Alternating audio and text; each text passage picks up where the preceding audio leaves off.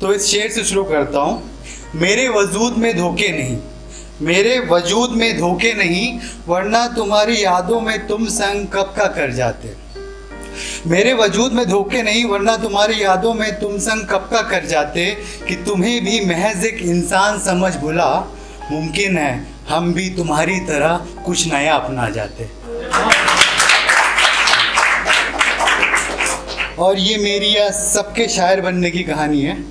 इसको सुनिएगा कि यहाँ से शुरू होती है कि आज उसकी तस्वीर देखी और मैं उन पुरानी बातों में ना चाहते हुए भी खो गया। कि आज उसकी तस्वीर देखी और मैं उन पुरानी बातों में ना चाहते हुए भी खो गया।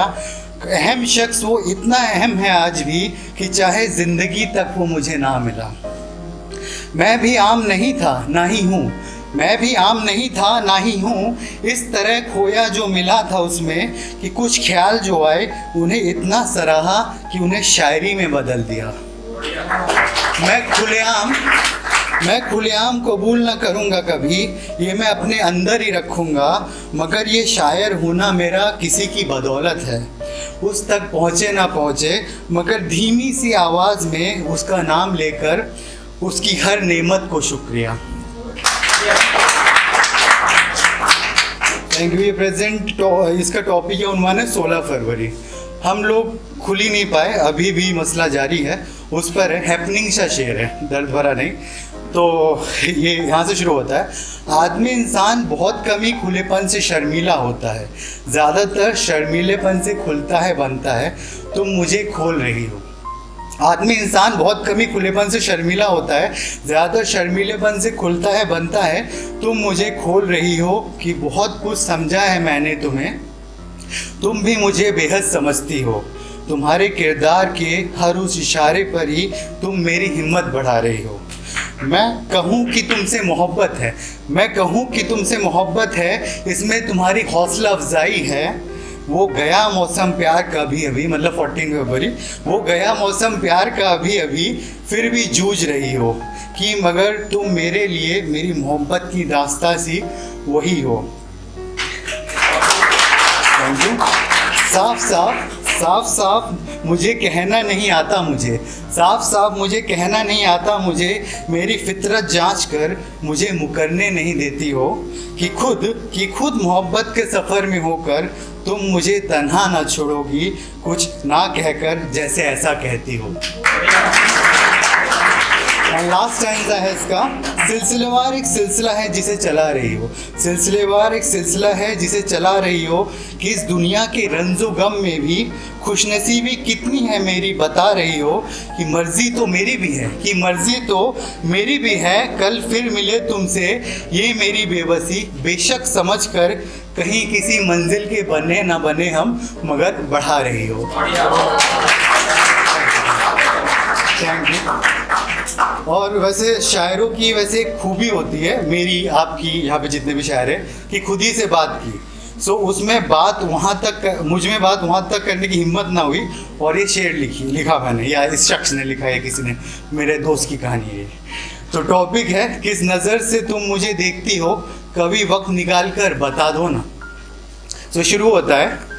कत्ल कर दो मेरे अरमानों का, कत्ल कर दो मेरे अरमानों का, या आबाद कर दो अपनी कुर्बतों की खुशनसीबी से। मुझे ज़िंदगी में तुम्हारी रहना है या जाने दो, अब कोई फ़ैसला कर दो ना। कि कत्ल कर दो मेरे अरमानों का, या आबाद कर दो अपनी कुर्बतों की खुशनसीबी से। मुझे ज़िंदगी में तुम्हारी रहना है या जाने दो, अब कोई फ़ैसला कर दो ना।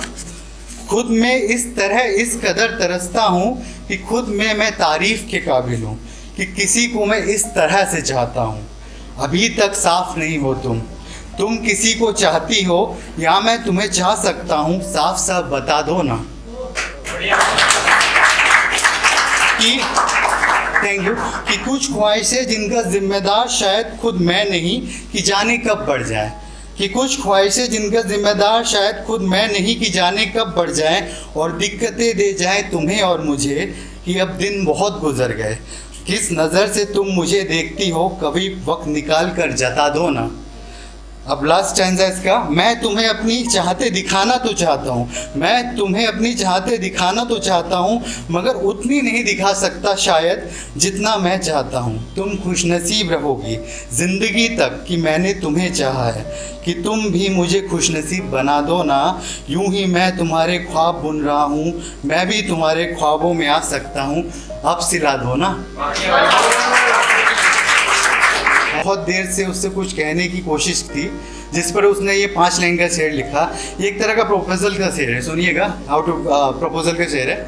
कुछ इजाज़तों की तरह मैं मुकम्मल हो जाऊं, कुछ इजाज़तों की तरह मैं मुकम्मल हो जाऊं, तुम्हारी बातों में इरादे हैं पर ये कोई ज़रूरी नहीं, तुम्हारी हाँ को हाँ ना को ना समझूंगा, कि जो भी हो ज़िंदगी का हाल मेरी इस सोच की सूरत पर, मगर सोचता हूँ अब इकरार सा कर खुद का हाल, तुम्हारे सामने जाहिर सा हो जाऊं। And last one is this, इस शख्स को इसके बाद उससे जवाब की जो उम्मीद थी, जवाब भी मिला, मगर फिर भी उसे कितना चाहता है, जिस पर ये लिखा गया कि लास्ट देखिएगा, शायद मुझे तबीयत से उससे इश्क हुआ है, शायद मुझे तबीयत से उससे इश्क हुआ है, उसने तो बीच रास्ते में ही कह दिया कि मुझसे कोई उम्मीद मत रखना, ये साफ किया और कह दिया मैं किसी और को चाहती हूँ, कि फिर जितनी दोस्त की तरह हासिल हो रही है वो मुझे, या वो भी नहीं कभी कभी, ये तक उसकी मेहरबानी, कि फिर भी मसला उम्मीदों को मिटाकर अपनी चाहने ना चाहने का उसे मुझ में पैदा ही नहीं हुआ है, कि शायद मुझे तबीयत से उससे हुआ है। Thank you.